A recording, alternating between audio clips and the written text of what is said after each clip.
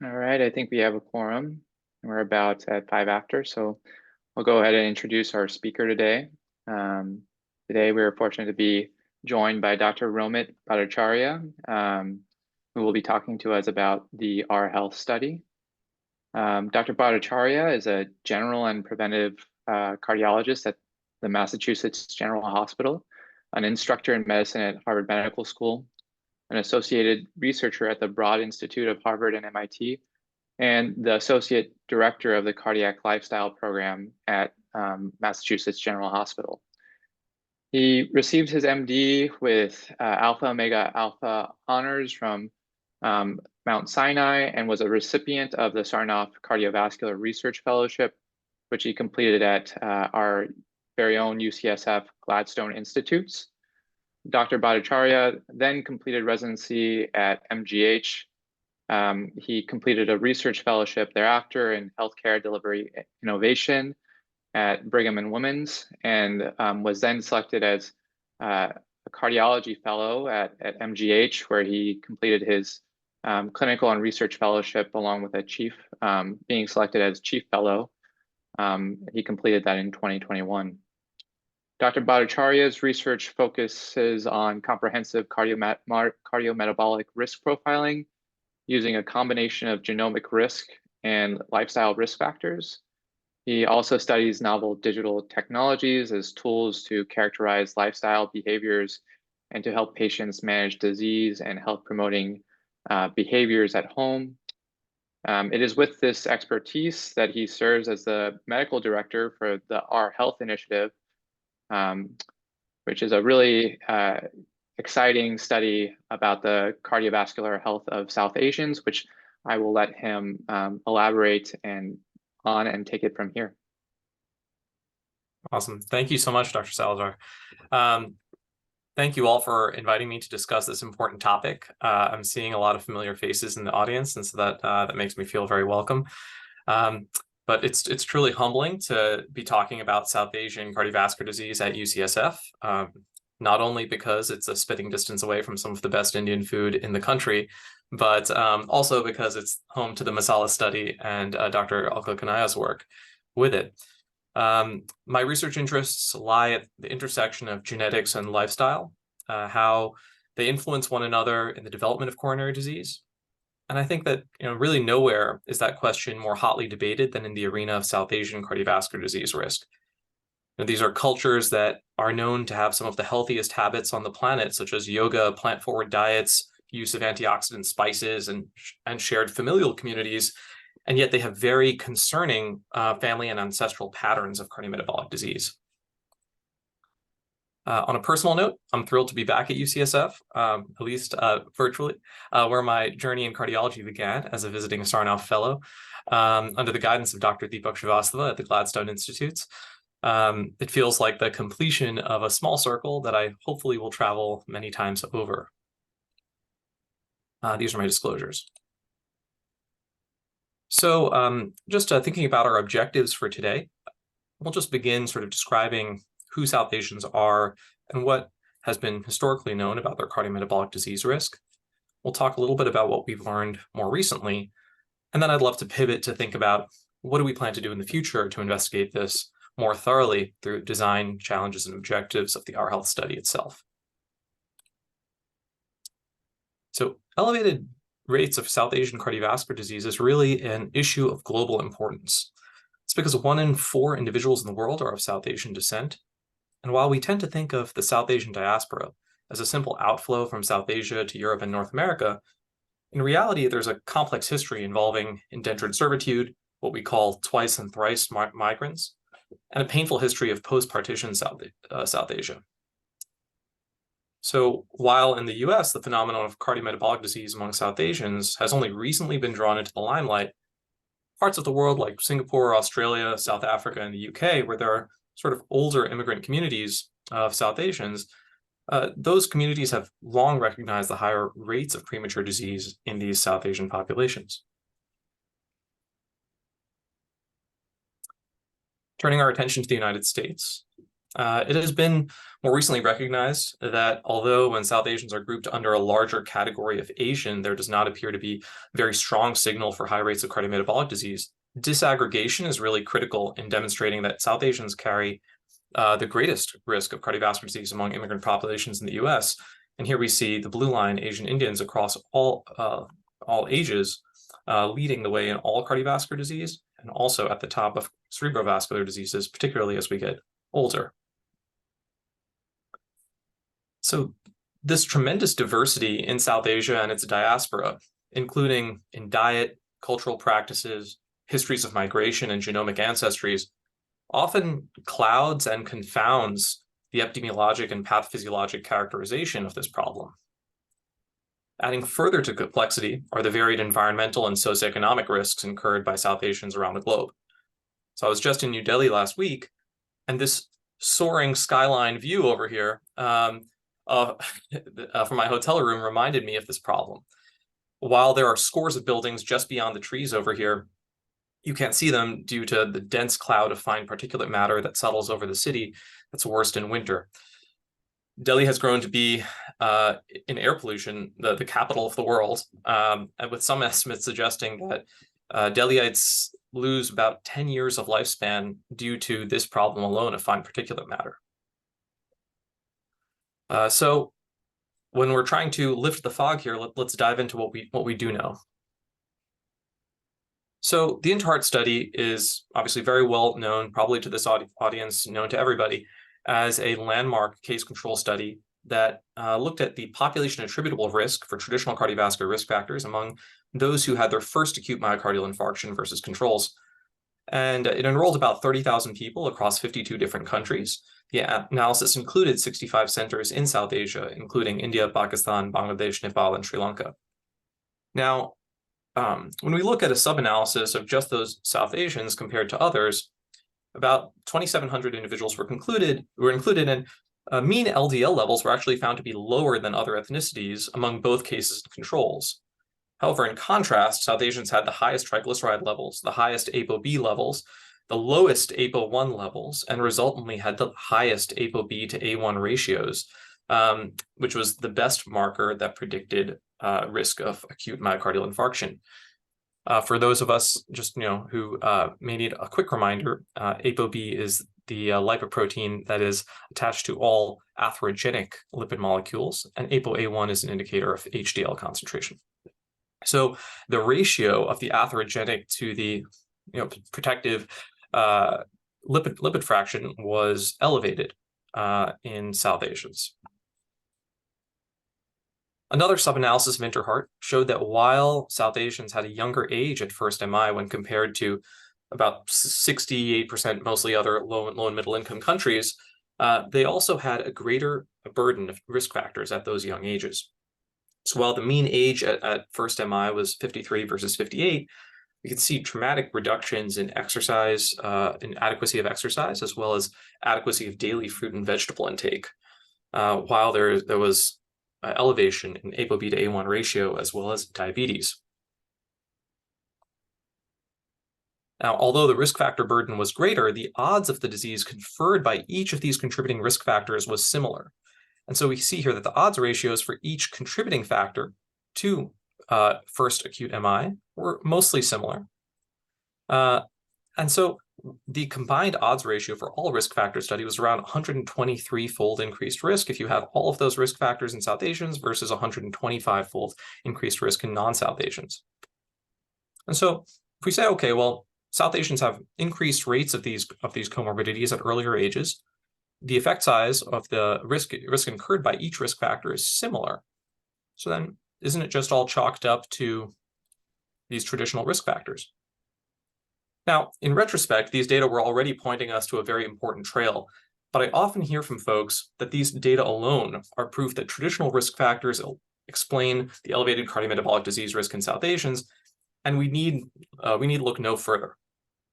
I will hereby term this the jalebi hypothesis, whereby most or all of South Asian cardiovascular disease is conferred through lifestyle behaviors alone. Now, The jalebi hypothesis is in and of itself a little stigmatizing, suggesting that across all continents, decades, and diverse early life experiences, South Asians uniformly have unhealthier habits than our peers, and thus sort of are walking into elevated cardiometabolic risk willfully. So let's prod this jalebi. Let's find out if that's correct. So when we look at diasporic populations in the UK who are prospectively followed, we see a different story, and it tells slightly different implications. So now, since several of the studies we're about to talk about are based in the UK Biobank, it's worth establishing a baseline that the UK Biobank is generally a pretty healthy cohort with low levels of obesity, high levels of exercise when compared to most other general populations. But in work led by Anirudh Patel, we see that while the incidence of atherosclerotic disease among South Asians is about twofold higher when compared to European counterparts, this risk is not captured in traditional risk calculators that are classically used in our clinical practice. So both in the pooled cohorts equation and in the Q-risk3, which was developed in Europe, neither of them seem to capture this twofold increased risk of incident atherosclerotic cardiovascular disease. Now, this may be less surprising in the case of the PCE, given that there were 0 South Asians used in its derivation, but perhaps somewhat more surprising in Q-risk3, which tends to include some more nuanced risk factors like history of inflammatory disease and various other additional risk factors. But never fear, if our pooled cohorts equation does not account for all this risk, as cardiologists, of course, we are quick to then explain risk using imaging tests. So we'll run to the coronary artery calcium score. Now, in work out of the Masala and Mesa cohorts, South Asians were found to have similar prevalence of coronary artery calcium when compared to other groups. Now, notably here, Chinese men did have significantly lower coronary artery calcium prevalence than other ethnicities, but that again highlights why disaggregation of Asian others is quite important. But South Asian men did have the fastest annual progression of coronary artery calcium compared with all other ethnic groups when it was in a follow-up of about 5 years. But this relationship was actually rendered non-significant after adjustment for all traditional risk factors. But I do think it's worth noting that some of the traditional risk factors that were most associated with rate of CAC progression were prediabetes, diabetes, increased waist to hip ratio, the highest tertile of visceral fat area, and lower hepatic fat attenuation, as well as higher pericardial fat volume. So those are kind of, we're probably going to spend a little bit more time on that. So it's just worth thinking about that these markers of visceral adiposity as well as insulin resistance were already associated with rate of CAC progression. So it's data like these that that we're showing an increased incidence of coronary disease that remains unaccounted for, even after we include risk factors that are used in the most common risk calculators that led to the inclusion of South Asian ancestry in the 2018 cholesterol guidelines as a risk-enhancing factor, which it stands alone as an ancestry line to be included as a risk-enhancing factor. But for those of us who use the PCE or the Q-risk3 calculator often, we may think to ourselves, well, those calculators don't account for important lifestyle risk factors such as diet and exercise, which we know are very important. And we would be right. So here, when we look at the full list of risk factors, we see that, once again, South Asians have more risk factors at this younger age. They have increased sedentary lifestyle. They have lower LDL but higher triglycerides, increased central adiposity measures, increased diabetes and CKD, but much lower rates of smoking. And as a result, we see that these risk factors, because they were more prevalent, except for smoking, or despite being more prevalent, they seem to exert similar effects when compared to European comparators, with the exception of, once again, smoking, where Europeans seem to have much higher risk compared to South Asians, given the prevalence of smoking. Diabetes is, of course, worth a special mention, as South Asians had nearly 4 times the rate of diabetes, with British Bangladeshi individuals leading the pack with a 6-fold increased risk. Then, among this generally slim cohort in the UK Biobank, about 2/3 of South Asians with diabetes did not have obesity. And this is a finding that's replicated in many other cohorts, that South Asians are more likely to have diabetes without traditional obesity. So given similar effect sizes, but greater prevalence of these risk factors, the contribution of several risk factors, such as hypertension, diabetes, and central adiposity measures, were higher in South Asians than their comparators. And yet, even with sequential adjustment for every single one of these risk factors, the hazard ratio for incident ASCVD remains elevated, even if we add hypertension, add diabetes, add GFR, add chronic inflammatory diseases, obesity measures, central adiposity measures. We continue to adjust for each individual sequential risk factor. We still remain, even in this rather healthy cohort, with a 50% increased risk. So again, taking a clinical perspective, it's reasonable to query whether adjustment is even appropriate here, since a 32-year-old South Asian patient who comes into my office with a BMI of 25, but with hypertension and diabetes, is unlikely to be comforted by my adjusting his risk for comorbidities. So when we look at a model where only age, sex, and enrollment center were used to adjust, we find that there's significant heterogeneity by country of origin, with, once again, British Bangladeshi individuals leading the pack with a near fourfold risk of ASCVD when compared to European comparators. So can we say that genetic risk is a factor for both coronary risk and its precursors? And I think this is an interesting story that's beginning to get told, but the number of cohorts that have genetic data available for South Asians is few and far between. So I would say that yes, we can say this, and I'll set out to try and convince you of that now. So perhaps the most straightforward piece of this is the LPA story. Now, many of you will already know what LPA is. LPA is an atherogenic lipid molecule that's similar in structure to LDL and plasminogen, but whose level is determined 90% by the LPA gene locus. And as such, we can think of it as a genetically determined powerful risk factor for coronary disease and aortic stenosis, whose effect appears to vary greatly across different ancestries. In fact, in a paper published this week out of the Timmy group, a single particle of LPA was calculated to be 6 times more atherogenic than a particle of LDL, although the number of LDL particles vastly outnumber the number of LPA molecules, thankfully. So LPA concentrations are found to be much higher among South Asians and are additionally found to exert a greater risk of ASCVD at any given concentration. Here we see that among Europeans with LPA levels that are greater than 150 or less than 150, the 10-year incidence of ASCVD is quite a bit lower than among South Asians.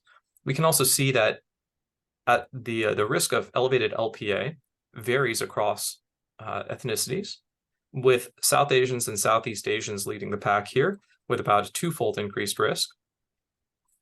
And then we also see that, given the increased prevalence of LPA concentrations and the increased effect size of LPA in South Asians compared to other ethnicities, the population attributable risk in South Asians is calculated to be about 10% of the risk of MI in South Asians, compared to in Europeans, for instance, 5%, or 2 or 3% in Arabs.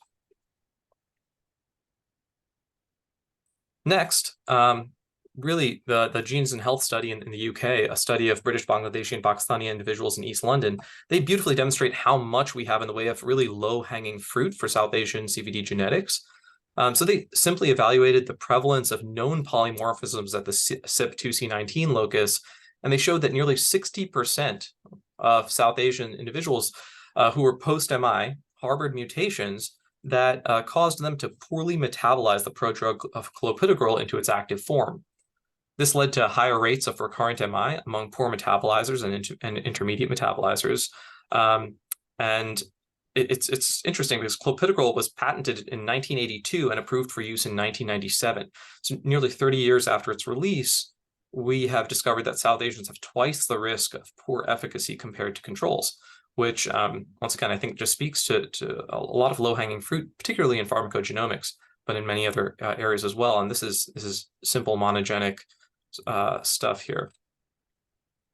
If we move on to polygenic concerns, again, I think many of you will know what a polygenic risk score is, But just briefly, we've known that coronary disease, for instance, runs in families for many decades, and yet outside of FH, familial hypercholesterolemia, we haven't really been able to satisfactorily explain that familial link up until the advent of polygenic risk scores, where we said, hey, listen, if there are 6.6 million variants or more across the genome that each confer a small amount of risk to increase your risk of coronary disease, then what if we multiplied the effect size, meaning the risk that's conferred by each genetic locus by whether you have 0, 1, or 2 alleles of the dangerous polymorphism, and then we add all of those loci together. We add a score for all of those loci together across the genome, and then everybody will fall somewhere on a standard distribution of having these risk factors or not having these risk factors in their genome. And these this polygenic risk score, going from 0 to 100, if you scale it, then you'll see that the percentile of your polygenic risk score nicely splays out your risk of X disease, in this case, coronary disease, where there is often a cutoff at which point it's similar to monogenic forms of the disease.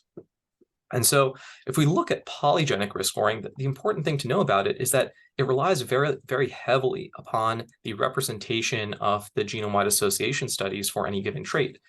Now, genetic analyses to date are dramatically underrepresented for diverse populations. In this sort of landmark study by Alicia Martin, she plots here the global population in billions of specific racial or ethnic groups, and then over time, how many of these individuals from various ancestries contribute to the global GWAS catalog. And here we see that Europeans, for the number of for their global population, are dramatically overrepresented. South Asians over time remain dramatically underrepresented given the proportion of the population they are in the world, and that percentage does not seem to improve very much over time. So polygenic risk scores rely on these data that are truly underrepresenting South Asians and many other ethnicities. This is also a huge problem for Africans and individuals of Hispanic and Latino descent.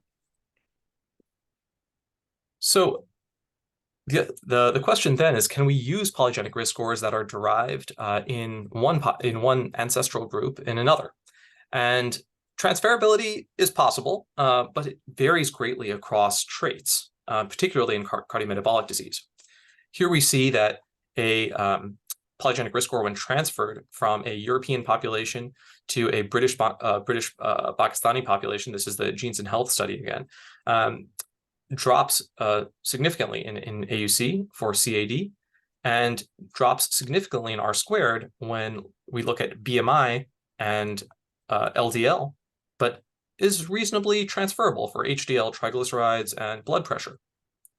Similarly, in another study where they looked at white European, South Asian, and African Caribbean ancestry, we see that cardiometabolic traits in particular, polygenic risk scores for type 1 diabetes, type 2 diabetes, hemoglobin A1C, and BMI have dramatically different prediction effects across different ancestral groups. And so the next 3 slides will show similar data in different ways, since I think it's quite important. But the central point here is that multi-ancestry genetic scores, where we specifically train these scores on diverse populations, improve performance across all ancestry groups. And this is particularly important for Europeans as well. So we are continuing to add more and more Europeans to our GWAS catalog with diminishing returns, whereas there are diverse groups which harbor different mutations, different polymorphisms that can then improve prediction across a wide range of ancestries. So here, the GPS Mult, once again developed by Anirudh and others, Yungfeng Rang as well in our lab, looked at using a multi-ancestry genetic score and improved prediction from the original 2018 score up to the 2022 score across African, East Asian, most significantly European, and South Asian ancestries.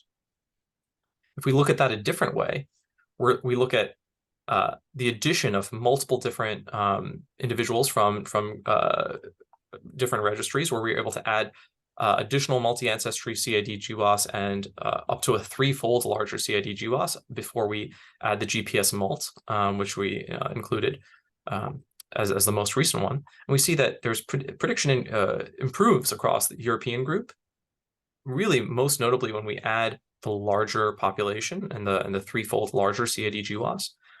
African prediction remains quite below par. South Asians also increase, and overall the prediction accuracy increases as our multi-ancestry sort of capabilities improve.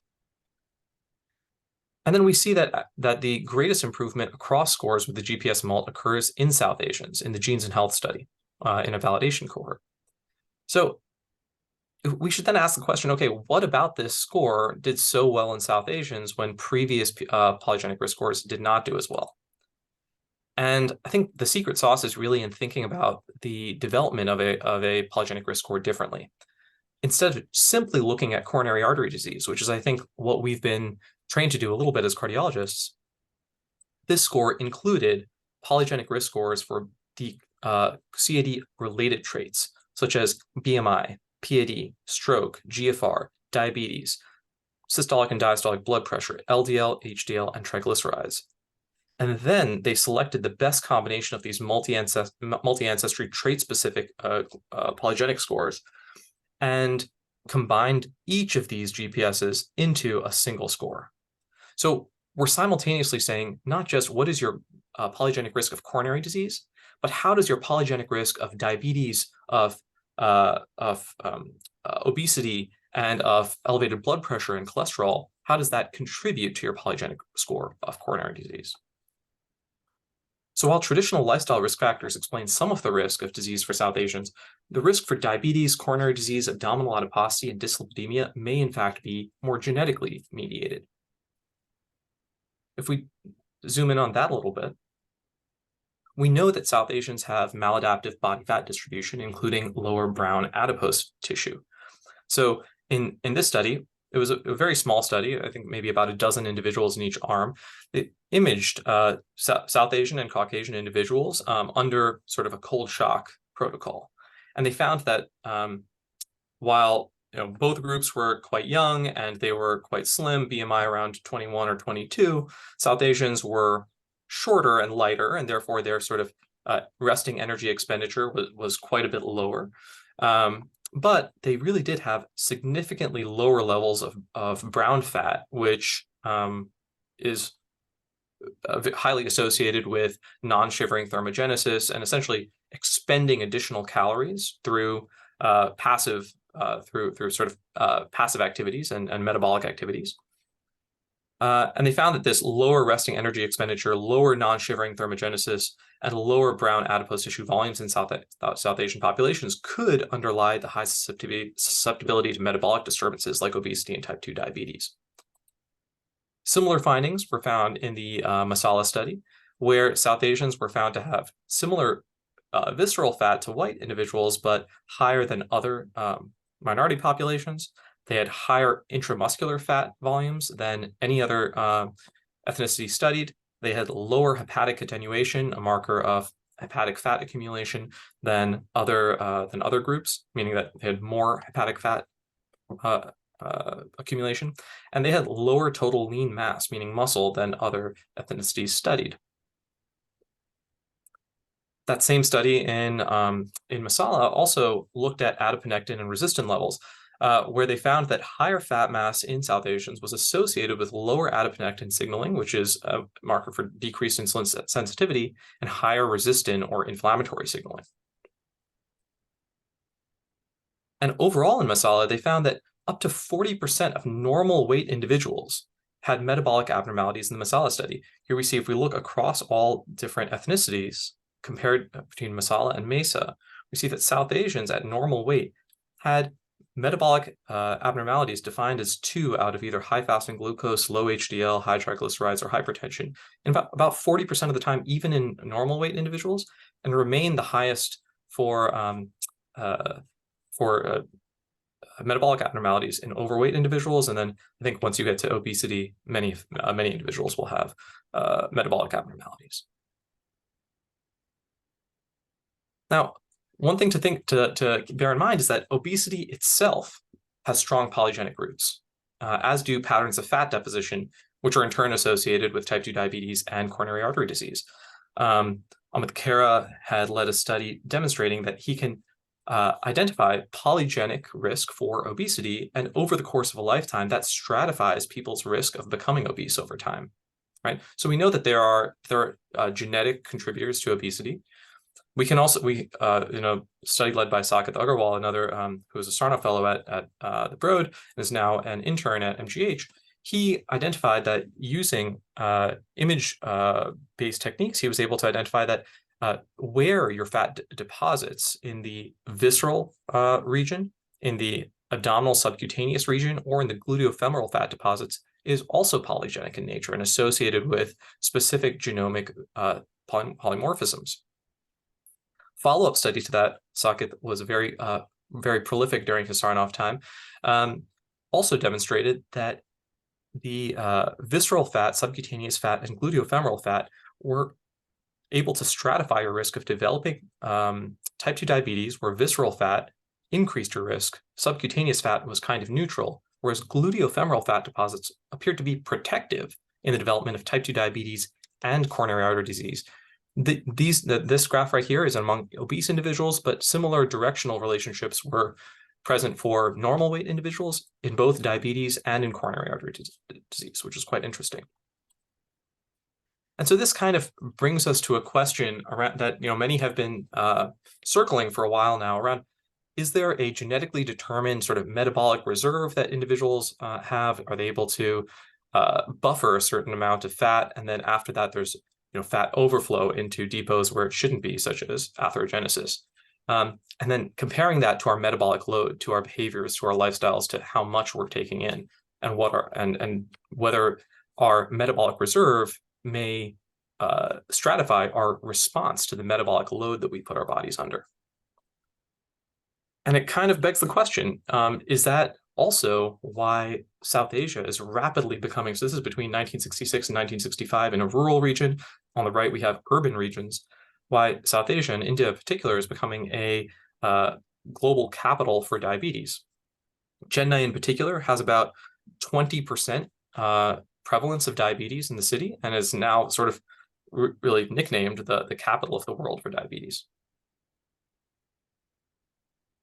And just one more note on this is that South Asian populations have very high rates of genetic disease, and they offer a very rich discovery cohort. So in the event that we are unmoved to take action for South Asian cardiovascular disease risk alone, we can also think of investment in sort of genomic discovery in South Asian cohorts as really good for the planet as well. These South Asian medical cohorts have revealed very strong founder effects and high rates of homozygosity. You're able to identify potentially causal variants that may occur at low frequency or with low effect sizes in other ancestral subgroups that may have significant effects in South Asians, which then could potentially lead to either better risk stratification, as we saw in the polygenic risk score data, or even potentially new therapeutics. And I'll also say that these founder effects and high rates of homozygosity, they expand our thinking about South Asian genetic disease outside of cardiometabolic disease, and thinking about really any other disease as well, including autoimmune diseases, cancers, etc. But all hope is not lost, because even if there is a large genetic component to this is one of my favorite papers that actually has inspired me to improve my lifestyle as well, is that those at the greatest genetic risk are known to benefit the most from lifestyle improvements. And I like to show this to a lot of patients, especially those who come into the clinic saying, what, I'm doomed to get diabetes, or I'm doomed to have a heart attack. My father, my grandfather, my mother, my sister, everyone has diabetes, or everyone has cardiovascular disease. And I say to them, listen, like, when you stratify individuals by polygenic risk bucket, low, intermediate, or high, and then you stratify them further by this red bar is unfavorable, intermediate, or favorable in blue, lifestyle behaviors, we find that there's the greatest decrease in risk from the unfavorable to the favorable lifestyle behaviors in those at the highest genetic risk of disease. And in fact, by dropping your risk this much, you're now at comparable risk to those at the lowest genetic risk. So I think this is a really inspiring message for people to think that, even if I'm at very high polygenic risk, I'm still able to take some control over my health and improve my health. And we see this. This is a study led by Shilpa Bhattacharya, who's at the Harvard Public Health School in nutrition, and this was in the Masala cohort as well, who found that if you stratify individuals to a plant-based diet, healthy plant-based diet, or unhealthy plant-based diet, and you just say, okay, the healthy plant-based diet versus the unhealthy plant-based diet, was it able to protect from various metabolic dysregulation? And we do find that is true.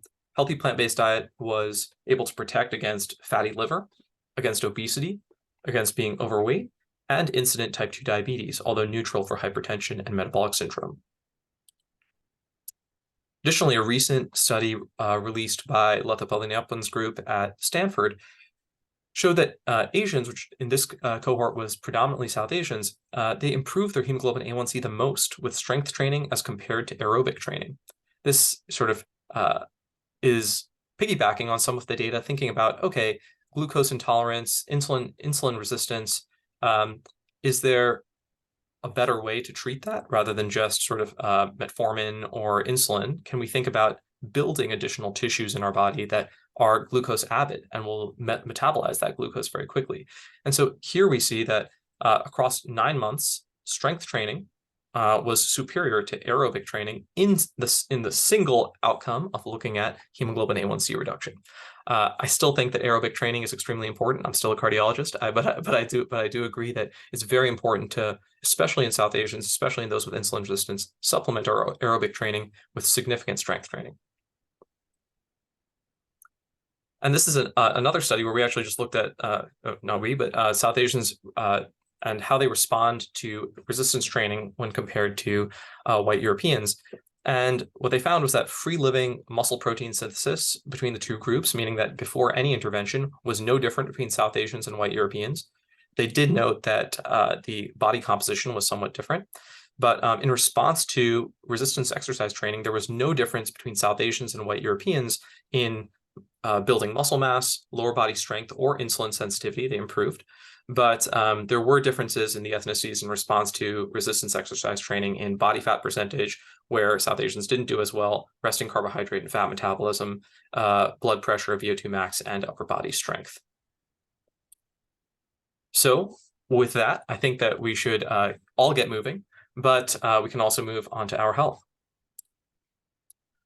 So OurHealth at www.ourhealthstudy.org is a study that is designed to try and help us understand cardiovascular disease risk, thinking with a genomic first approach.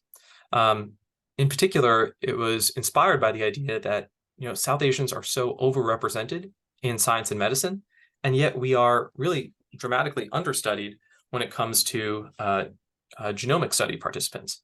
We're 23% of the globe, about 1.3% of genetic study participants. And really, I think that problem also extends to clinical trials, where South Asians are very low in terms of their participation in clinical trials, but we really can't even say in most clinical trials because of the disaggregation issue, where South Asians are often lumped into Asian other categories. So we really don't know, which we may have discovered, for instance, in the case of clopidogrel, that maybe clopidogrel was not as effective in South Asians had we had a South Asian subcohort. Additionally, a study like this it's not just about genomics, it's also about developing research tools that are specific to the South Asian subgroup. Right? So research instruments that are designed for South Asians are key in phenotyping lifestyle as well. When we ask people in a typical food frequency questionnaire, do you eat cooked spinach? Maybe some people are thinking of this image on the right, and some people are thinking of this image on the left. And we know that these two dishes vary greatly in their nutritional content. And so, in South Asian focused research project, these specialized tools can be deployed and refined. So in the UK Biobank, whereas they have a standard food frequency questionnaire, how many heaped tablespoons of cooked vegetables would you have per day? The Masala or Share FFQ looked much more specifically at potato sabji, cauliflower, green pepper subgene, all like very specific South Asian variables. Now, we would like to further refine that to think about, okay, words, foods that don't exist in the English lexicon, how do we include them in a self-administered study? The Masala cohort is very deeply phenotyped with in-person recruitment and it's sort of a different recruitment strategy, whereas the OurHealth study is fully online, looking for self-enrollment. And so we have to develop tools that are able to be scaled and able to be self-administered by a variety of individuals who may have differing levels of digital and health literacy.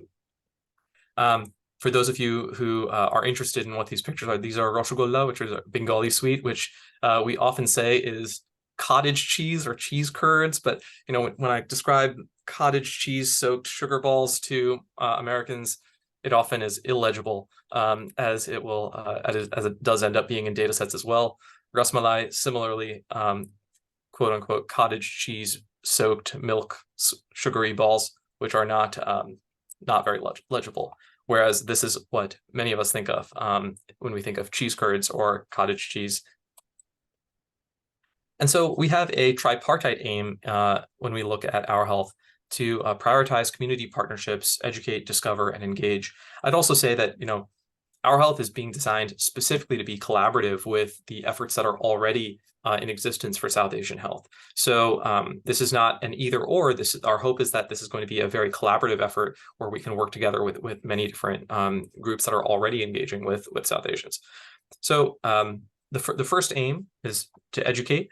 I think that that's an incredibly important aim, especially because there's already so much that we know about cardiovascular disease and how to prevent it that doesn't require additional study. We know that exercise is good for you. We know that a diet higher in fruits and vegetables is good for you. We know that daily walking and trying to limit levels of obesity is extremely important for the community. And we know that smoking cessation is really important. And just bringing awareness to the elevated levels of cardiometabolic disease in the community is an extremely important part of this goal. And sharing with them, we would love to be one of the, if not the most reliable source for health promotion activities on the internet for South Asian individuals. The Discover arm is a lot of what we've already talked about, which is we'd love to discover new genes and pathways towards improved prediction and prevention of heart disease. And the engagement arm is a really, really important one as well, where we'd love to have this sort of be a more cyclical economy of thought, where we have people who come to us and say, hey, listen, this is what I'd love to know, that we're able to query those important questions, and we're able to return our findings to the community, and hopefully they'll come back and ask us, okay, well, what's next? What's happening after that? We're working a lot on engaging community partners on the ground, temples, gurdwaras, mosques, as well as community organizations and regional identity groups. So if you have any ideas around who would love to be involved, please contact us and let us know. That engagement arm is a really, really important part. This is our team. We have everyone from cardiologists to nutritionists to communications experts to our clinical research group, which really we would not be anywhere without.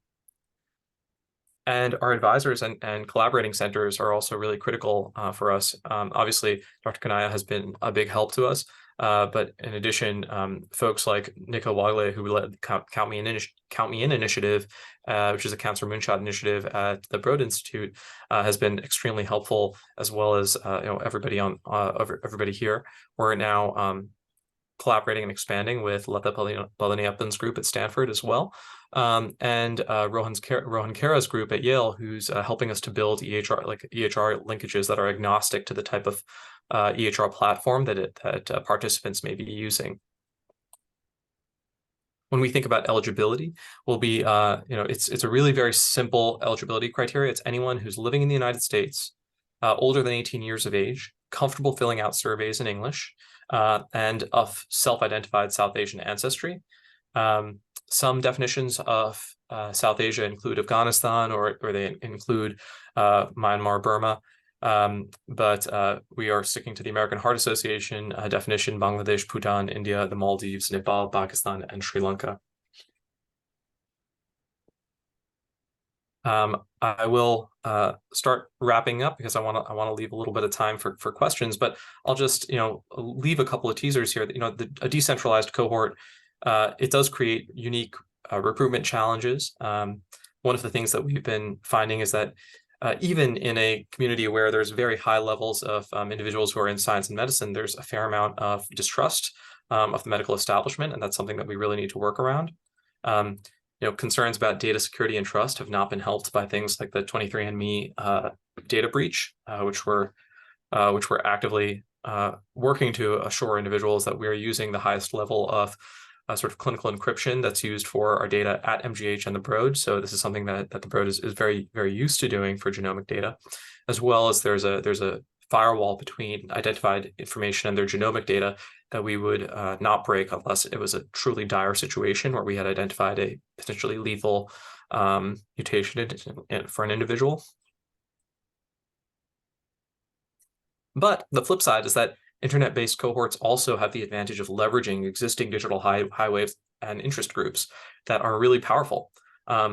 I love this this old grandmother on Humans of Bombay who posts her workouts and her really intense lifting regimens and how she has gotten over arthritis in her knee and hip by squatting and deadlifting. It's pretty amazing. There's all types of different groups that are interested in adapting South Asian diets to be healthier, in adapting South Asian cultural practices to be healthier around exercise. And I think that those pathways are just incredibly helpful and just really wonderful partners to build trust and community. And so individuals can participate fairly easily. They go to the website, they provide consent for the study, which is all done on a phone or your computer. You respond to surveys about yourself, depending upon your level of digital literacy. It can take anywhere from, I've had several people say it's 5 minutes and that 15 minutes is too long, but I think it also depends on how much disease you have in your family and how many people you have to fill out for. But yeah, between 15 and 45 minutes is sort of what we estimate, depending upon levels of health literacy. And then after filling out the surveys, requisite number of surveys, we mail out saliva sample collection kits in batches. And so we have several hundred out right now that are waiting for return. We're working on that.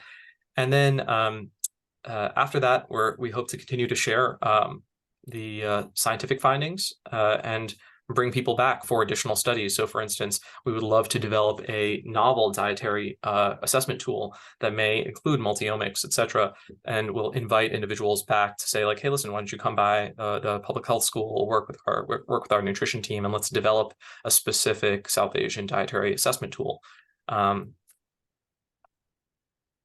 Our initial experience is that I think we're in 28 or 30 states right now. We've been, obviously, Massachusetts and California have been big enrollers, as well as New York and Texas. That may not surprise too many people. And then some future directions.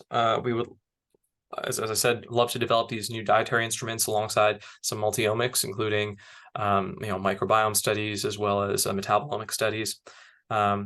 One thing that I see a lot just anecdotally, and I haven't seen a lot published on, is the incidence and prevalence of PCOS among South Asian women, fertility and insulin resistance, and that's something that we'd love to investigate. Subphenotypes of diabetes, which are of course really well described in sort of international cohorts, but among South Asians, we still have a lot of work to do. And then gestational diabetes, hypertensive disorders of pregnancy, high rates of autoimmune disease, and the very tempting proposals around famine-adapted genes or epigenetics that I have not seen a lot of good data around that we would love to investigate and help answer questions around. So in summary, South Asians have a complex cultural and biological history that informs their risk of disease in modern society. South Asians have elevated cardiometabolic disease risk that is partially explained by lifestyle and behavioral factors, but we're increasingly implicating polygenic and monogenic mechanisms of disease. A phenotype of increased fat and mass, decreased lean muscle mass, unfavorable fat deposition, and elevated inflammatory markers appear to be linked to unique risk of diabetes via insulin resistance and metabolic fatigue, but require a lot more study. The OurHealth study has opportunity to provide a genomics first approach that can integrate lifestyle and genetic causes of disease through novel study instrument development and a high throughput approach. that can be easily scaled on the internet. And the South Asian diaspora offers a rich discovery cohort that has the potential to impact disease management for patients of very diverse backgrounds. So we would love for you. Our ask of you is really to join our health study if you're eligible. Share with as many people as you can. Talk to them about it. One of the challenges that we're facing is that it's not just about visiting the website. It's about visiting the website, doing the consent, filling out the surveys, receiving your saliva kit, sending it back, and all of those steps need to be completed in order for us to make meaningful scientific discoveries. So with that, I think we're on time. But I would like to thank everybody, most notably my mentor, Pradeep Nadarajan, as well as our health core team, Whitney, Shri, Sarah, and Arushi, who have just put in heroic amounts of effort to get this launched over the last 2.5 years. So thank you very much. I'll take questions now. Thank you, Dr. Bhattacharya. And congratulations on this great work. We have a great question in the chat, actually, and I'm not sure, Dr. Syed, if you're able to unmute yourself and ask it. If not, I can read your question. Yeah, sure. I can jump in. So I'm actually a nurse practitioner student. I'm writing a paper about increased risk of diabetes in South Asians, and I encountered this debate about race-based medicine and whether we are wading into it or whether this is a different discussion altogether. And so my question was about by integrating risk factors or integrating the findings that you discussed into risk calculators, are we promoting similar, how do we protect ourselves from the harms that were caused by risk calculators for things like GFR to the Black community? Is this a different discussion? And yeah, I just felt like studies about South Asians were very vague about who gets to be South Asian enough. And I just get a little confused about who gets to be South Asian and who doesn't, and how we make that differentiation. Yeah, absolutely. So thank you for that question. It's super important. One of the, I think, advantages that we have in thinking about polygenic risk is really, as we were showing, that including multi-ancestry groups improves the prediction for everybody. And it's not that we're using we have to use a different score for different individuals. And we say, oh, okay, you look brown, so you get a South Asian score, whereas you look white and you get a white score. These are variants that may have different effect sizes across different ancestral groups, but there have been some analyses that are able to even quantify how, like, where you fall on a scale of distance from the targeted trained population. And so all of this can be very finely tuned to the individual if that's the way we end up going, beyond just skin color, which I think has been a really big problem that has plagued race-based medicine, which I would say is different than sort of genomic ancestry groups, although still genomic ancestry by no means perfect, but slightly better than assuming that the genes for skin color also associate with the genes for coronary disease or for diabetes, which I don't believe that there's a great correlation between those things.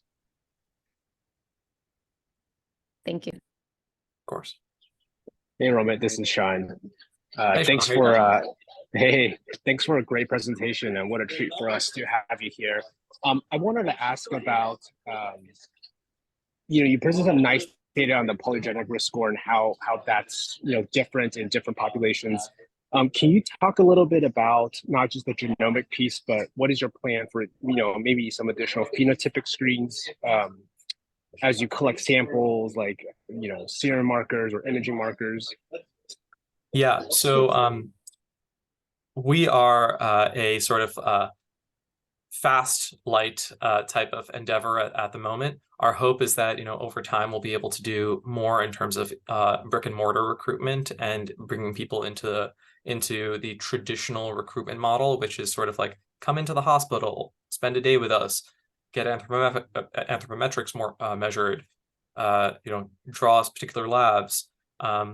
But what I will say is that through some efforts that we're collaborating with some of our centers at Yale, for instance, we are trying to link to EHRs that are sort of agnostic from be it EPIC or be it MGB. Right now, we would be able to link to individuals who are already MGB patients and look at their EMRs and be able to say, okay, well, we have XYZ serum biomarkers, we have these ECGs, we have these echoes. Like what can we study when we look at the genomic data alongside that EHR data? But I think in the shorter term, probably before we bring people into brick and mortar recruitment centers, which may be a V3, 4, or 5 level addition to this study, we do hope to have sort of in the shorter term EHR linkages that can pull in real time clinically the data that are already ascertained in the course of clinical care. Did that answer the question, Sean? I'm not sure if it did. Yeah, thank you. Of course. Looks like there is another question in the chat from Tammy Egger. I think just getting at, is there some difference in South Asian descendants, I think, living in the US versus outside of the US? If Tammy, feel free to clarify if I'm missing some aspect of your talk, but. Yeah, so I guess there are a couple ways to maybe answer this. Some of the largest genomic studies that exist right now in South Asians are ones that exist outside of the US, right? So in the US, we have very limited genomic cohorts. In the UK, there's about 1.6% of the UK Biobank is South Asian, even though the total population of South Asians in the UK is around 8%. And the Pakistan Genomic Resource in Pakistan has about 100,000 individuals, though I think they've only sequenced a fraction of that. There are ways to collaborate and to compare across groups, and I think that that's something that we would be very excited to do. I would say that right now we just don't have the quantity of data that we would need to be able to really compare South Asians in the US against other groups, but we don't expect in the short term that there would be major genetic drift. What we do expect is that this is there's a lot of privilege that goes into being able to immigrate to the States, and particularly this was put into law in the 1965 Immigration Act in the US that really was seeking highly skilled individuals from South Asia to come over, and that's why every South Asian you seem to meet might feel like they're a doctor, a lawyer, or an engineer. It's because that was specifically what was legalized. So I imagine that what we'll find is that there are very specific subgroups of South Asians who have traditionally been, married within certain groups that have retained privilege over time, that are probably going to be the outsized representation of South Asians in the U.S. Whereas if you took a broad sample of South Asians in South Asia, you might find a much greater variance in terms of their genetic ancestry. I don't know if that helps answer the question. I will also say, perspective, yeah, that does. Yeah, I will also say that there's a really interesting, I don't purport to be an expert in this at all, but there's a really interesting study that looks at ancient South Asian remains over the last 11,000 years, going back to the Holocene era. And they looked at the anthropomorphic differences and skeletal indicators of lean body mass, although they weren't able to look at adiposity because a lot changes with adiposity. And they discovered that really over that 11,000 years, there has been a decrease in overall height and stature for South Asian individuals, which might be due to sequential famines, a shift to an agrarian lifestyle. But they did not find that there was a significant drift in lean body mass indicators, at least by skeletal remains.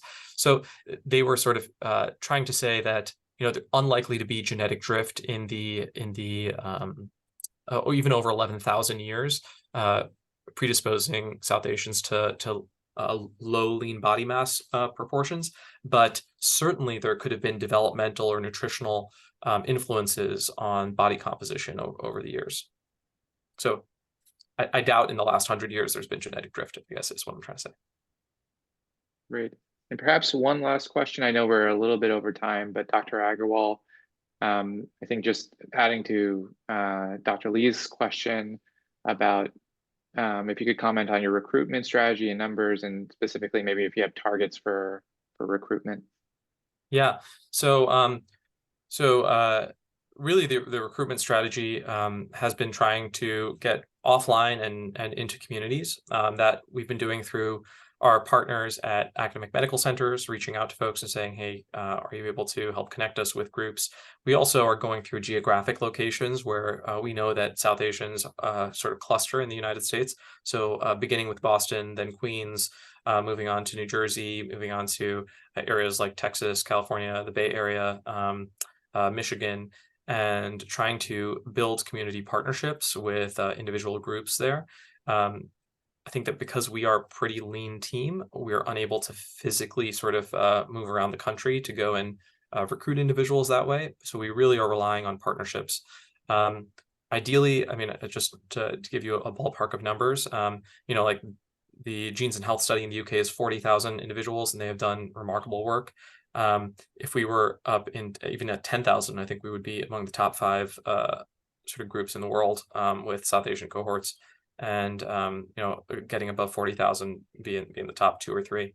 I mean, that's the goal for me. I want this to be a long-lived project that has really important scientific implications, and for genomic registries, it's really better to have larger numbers than